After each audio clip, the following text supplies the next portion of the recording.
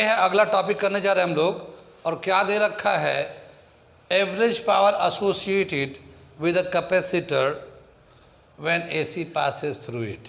एक कैपेसिटर से जब हम लोग एसी पास करते हैं तो कितना एवरेज पावर ड्रॉप होता है वो बताने जा रहे हैं हम लोग। एवरेज पावर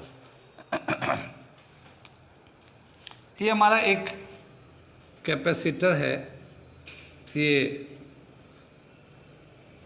की है, ये हमारा एक अल्टरनेट करंट है, ये इधर से पास कर दिया, ठीक है ना। की ऊपर नीचे कहीं भी बना लो, की तो की होता है, एक तो जस्ट स्विच होता है, वो स्विच कहीं भी लग जाता है, ठीक है। नीचे बनाना चाहो नीचे बना लो, ठीक है। जब हम लोग इसमें से एक अल्टरनेट करंट पास कर रहे होंगे, यानी कि चार्ज इस प्लेट पे आ रहा होगा, और अल्टरनेट करंट में चूँकि करंट का मैग्नीट्यूड पीरियोडिकली इंक्रीज डिक्रीज करते जाता है, ठीक है। तो जैसे जैसे करंट बढ़ता जा रहा है वैसे वैसे इस पर चार्ज बढ़ता जा रहा है, करंट बढ़ता जा रहा है, चार्ज बढ़ता जा रहा है, और ये पूरा मैक्सिमम चार्ज हो जाएगा, ठीक है। और उस वक्त कितना वर्क डन करके कितना एनर्जी स्टोर होगा वो उस पर हो जाएगा। फिर यहाँ पे क्या होगा कि करंट का वैल्यू घटता जाएगा, करंट का वैल्यू घटता जाएगा, ठीक है ना।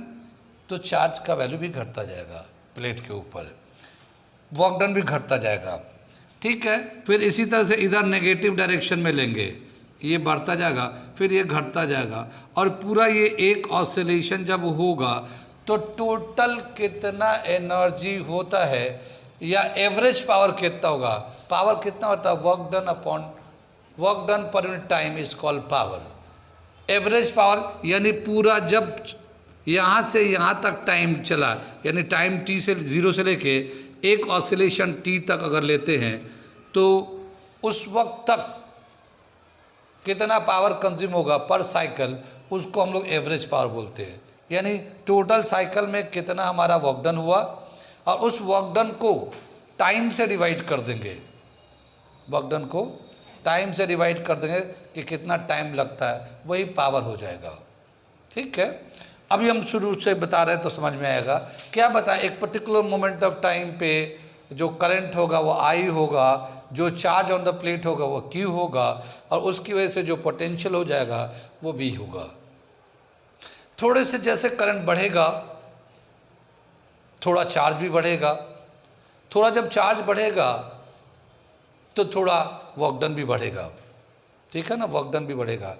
तो कितना वर्क डन बढ़ा, कितना वर्क डन हुआ उस छोटे से स्मॉल टाइम में वो निकालेंगे, ठीक है। लेकिन जब हम लोग एसी फीड कर रहे हैं तो जो करंट होगा किसी पर्टिकुलर मोमेंट पे, जो पोटेंशियल होगा ईएमएफ होगा एक पर्टिकुलर मोमेंट पे, वो साइनोसाइडल होता है। साइनोसाइडल का मतलब क्या है कि जैसे जैसे टाइम बढ़ता जाएगा या एंगल बढ़ता जाएगा उसका मैग्नीट्यूड भी बढ़ता जाता है। जैसे है ना, ये जैसे जैसे टाइम बढ़ेगा, जैसे यहाँ था तो यहाँ पे इतना करंट था, ईएमएफ उसी के हिसाब से था, थोड़ा सा करंट बढ़ा तो यहाँ करंट बढ़ के इतना हो गया, ईएमएफ इतना हो जाएगा। कितनी बात सुन में, तो ये साइनोसाइडल हो जाएगा ये। तो क्या बताया कि at a particular moment of time, at a particular moment of time,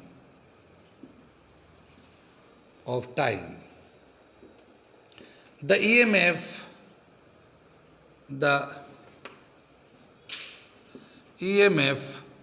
and current in the capacitor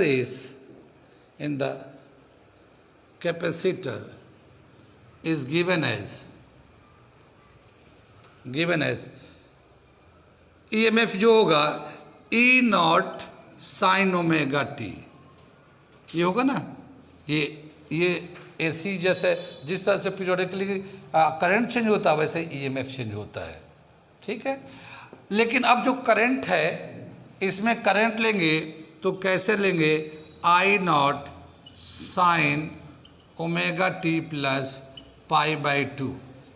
ये कैसे लिख दिया, क्योंकि जब भी कभी अल्टरनेट करंट को एसी करंट को कैपेसिटर से पास करते हैं तो क्या देखा गया है कि ईएमएफ करंट से 90 डिग्री आगे चलता, लैग पीछे चलता है। ईएमएफ करंट से पीछे चलता है, सही है। तो यहाँ पे जो करंट है वो 90 डिग्री से लीड कर रहा है। कैपेसिटर में करंट जो होता है ईएमएफ से 90 डिग्री पीछे चलता है। इसका हम लोगों ने ग्राफ बनाया था, तो हम लोगों ने करंट यहाँ दिखाया था और यहाँ पे पोटेंशियल अलोंग द कैपेसिटर ऐसे दिखाया था। याद तो होगा फेजर डायग्राम में हम लोगों ने ऐसे दिखाया था। तो यहाँ पे जो करंट है वो 90 डिग्री ईएमएफ से आगे जा रहा है, ऐसे 90 डिग्री आगे चल रही है, ठीक है। तो हमने करंट पे 90 डिग्री प्लस कर दिया। कितनी बात सुन में आई? उस पर्टिकुलर मोमेंट ऑफ टाइम पे, ठीक है ना। एक तो हमारा ईएमएफ एंड करंट था, लेकिन for very short period of time अगर चेंज इन टाइम देखते हैं, very small change in time देखेंगे, तो उस पीरियड तक ईएमएफ एंड करंट कांस्टेंट ही रहते हैं। अगर टाइम पीरियड बहुत छोटा लें तो वो करंट और वो ईएमएफ कांस्टेंट रहते हैं। तो for very short period of time D T, यहाँ पे लिखता हूँ here I current leads the EMF by pi by 2 in capacitor, ठीक है ना। कैपेसिटर है ये, कैपेसिटर में ऐसा होता है। The work done for very short period of time, dt is given as dw is equal to pdt। कितनी बात सुनाई? आमतौर पे जो पावर होता है work done per unit time होता है। पावर क्या होता है? ये work done per unit time. तो work done is equal to क्या हो जाएगा? Power into time. ये हमने उसको लिखा। वेरी शॉर्ट पीरियड के लिए dt के लिए जो स्मॉल वर्क डन होगा dw होगा, ठीक है। आगे चले हम लोग। अब क्या बताया कि dt तो dw जो ना वेरी स्मॉल वर्क डन है dt के लिए। अगर हम चाहते हैं कि पूरा एक ऑसिलेशन में टोटल वर्क डन कितना, एक ऑसिलेशन में, तो total work done for time, total work done for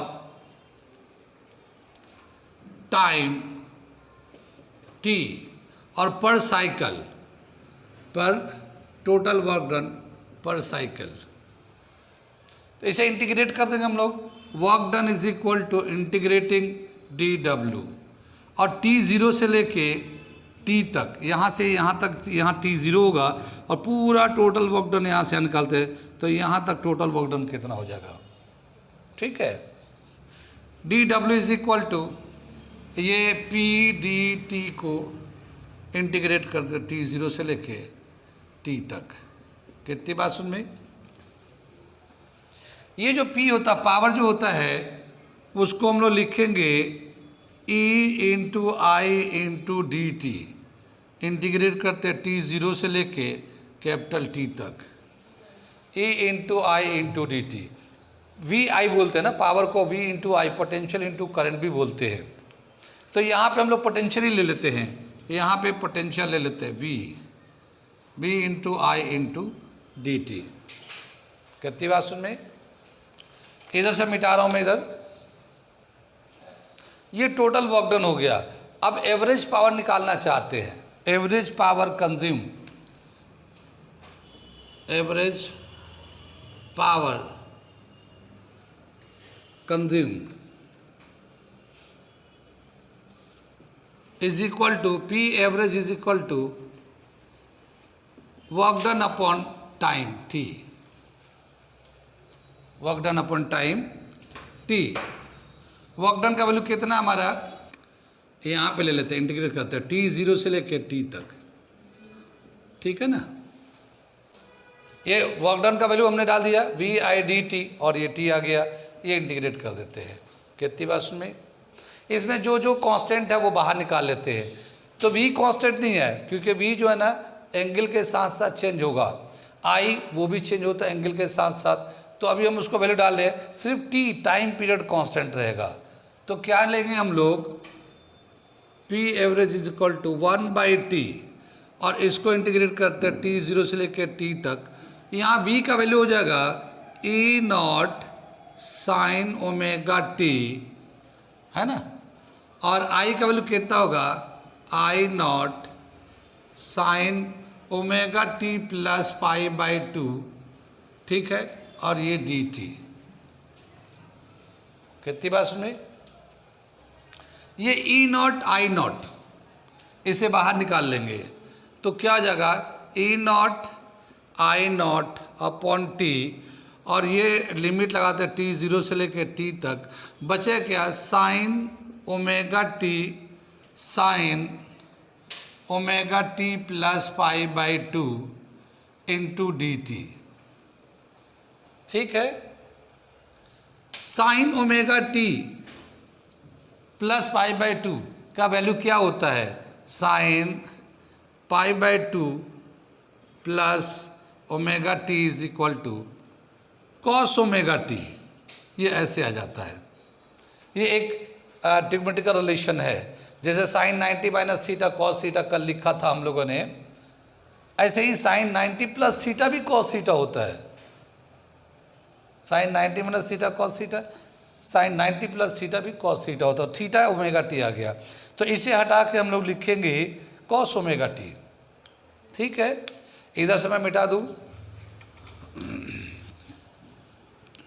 क्या आ जाएगा इसका value, average power is equal to E not I not upon T, और ये आ जाएगा sine omega T cos omega T D T, और ये t का लिमिट ले लेते हैं, t 0 से लेके टाइम पीरियड t तक ले लेते हैं।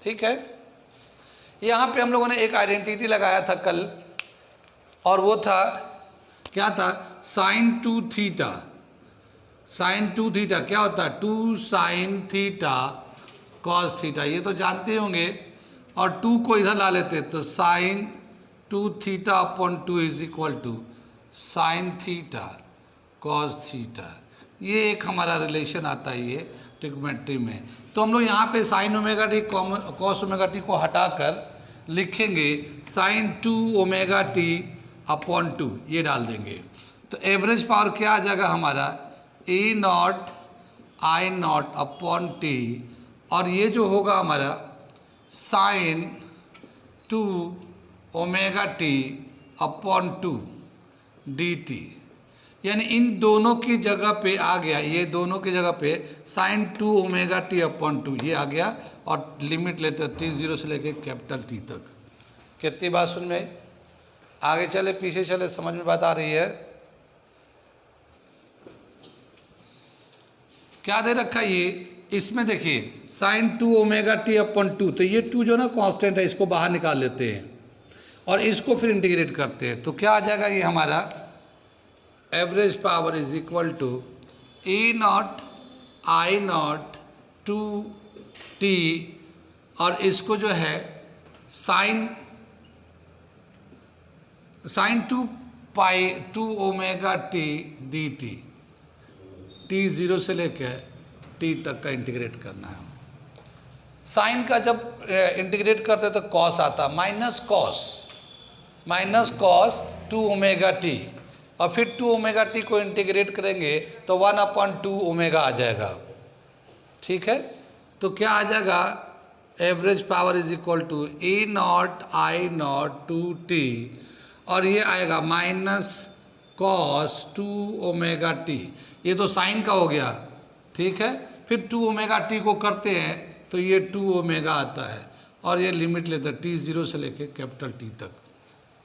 कितनी बात में, ये 2 ओमेगा को बाहर निकाल लेते हैं, तो एवरेज पावर कितना हो जाएगा, E not I not 4 omega T, ये माइनस भी हमने बाहर निकाल लिया। अब क्या बचेगा, ये बचेगा कॉस 2 ओमेगा का वैल्यू लेते हैं 2 pi upon T, omega angular velocity 2 pi upon T small T, और ये लिमिट ले लिया टी 0 से लेके कैपिटल टी तक। कितनी बात सुन में आई ये? आगे चले, ये जो है P average minus E not I not 4 omega T, ठीक है, और ये अब पे जो होगा कॉस 4 पाई टी, ये तो ऐसे हो गया। स्मॉल टी के जगह पे यहाँ पे अपर लिमिट डालेंगे तो ये टी हो जाएगा। अब फिर अगली बार में कॉस 4 पाई अपॉन टी और लोअर लिमिट डाल देंगे, यहाँ पे 0 डाल देते हैं तो ये ऐसे आ जाएगा। ये टी से टी कैंसिल हो जाएगा और cos 4 पाई आ जाएगा। cos 4 पाई का वैल्यू ऐसे ही होता है जैसे cos 0 का वैल्यू होता है। cos 0 का वैल्यू कितना है? 1, तो यहाँ 1 हो जाएगा, और ये 0 से मल्टीप्लाई कर तो पूरा ही 0 हो जाएगा, ये भी 0 गया, इसका वैल्यू भी कितना? 1। तो average power is equal to minus E not I not 4 omega T और ब्रैकेट में 1 माइनस 1, ठीक है। कितनी बात सुन में? 1 माइनस 1 0, और 0 से जब मल्टीप्लाई करेंगे तो एवरेज पावर जो है वो 0 हो गया, ठीक है। यानी कैपेसिटर से जब अल्टरनेट करंट पास करते हैं फुल साइकिल में, यानी कि एक कंप्लीट साइकिल में टोटल पावर कितना कंज्यूम होता है, वो होता है 0, ठीक है। तो टोटल इधर से लिख लिया आप लोग, इधर से थोड़ा सा मिटा के सी, टोटल पावर कंज्यूम पर साइकिल इन कैपेसिटर इज 0, ठीक है ना। ये हमारा होता है। वैसे भी हम लोग को याद है कि हम लोगों ने पावर फैक्टर यानी average power when AC passes through devices, एक हम लोगों ने रिलेशन निकाला था कि P average is equal to E RMS value I RMS value cos phi, ये हम लोग दिखा, याद है ये रिलेशन हम लोग किए थे। इसको बोलते हैं एवरेज पावर, और इसको बोलते हैं एपरेंट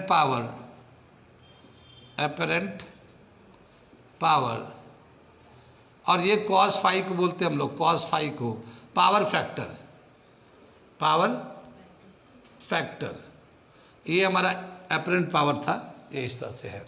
इंडक्टर में हम लोग बताया कि इंडक्टर में जो कितना एंगल होता है करंट में और ईएमएफ में 90 का होता है। इन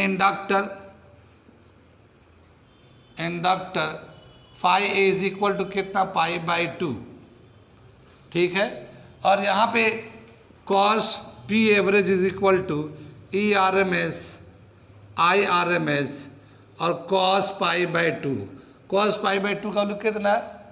कॉस 90 का वैल्यू कितना? 0, और 0 से मल्टीप्लाई करेंगे तो पी एवरेज 0। ये वाला रिलेशन हम लोगों ने वहाँ पे स्पेशल केसेस में निकाल चुके। Power when AC passes through devices, ठीक है ना, और उसमें हम लोगों ने निकाल के दिखाया था। सेम वही चीज़ यहाँ पे है, लेकिन वहाँ पे हम लोगों ने एक अलग फॉर्मूले से निकाला था और यहाँ पे उसको कंसेप्ट से निकाल लें, ठीक है। कहाँ कहाँ समझ में आया, कहाँ कहाँ नहीं आया, ठीक है। तो नोट कर लिए, इसे समझ में आ रहा है तो चैनल को सब्सक्राइब कर लिए, ठीक है, लाइक करिए, शेयर करिए और खुद करिए, अपने नियर एंड डियर को भी बताइए, ठीक है ना। नोट करिए।